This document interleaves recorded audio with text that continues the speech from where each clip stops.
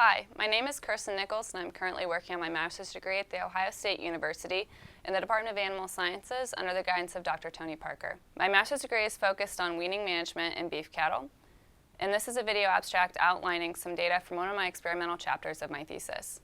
Weaning is considered to be an extremely stressful time for calves.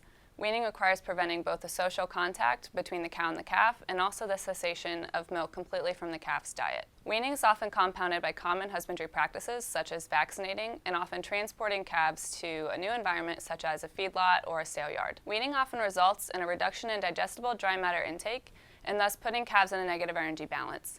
We also see increased behaviors such as walking and vocalizing during this period. The calf's immune system is also compromised during this period.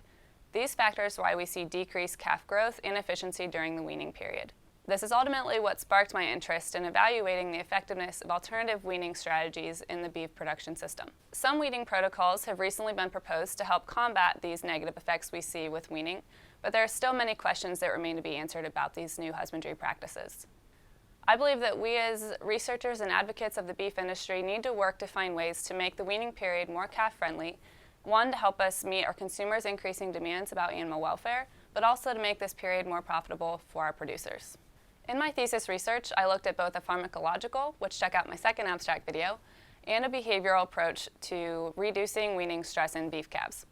The focus of this video abstract is on the behavioral approach to managing weaning stress, which was to ask the research question, what was the effect of a social facilitator animal, which we call a trainer cow, on wean calf behaviors?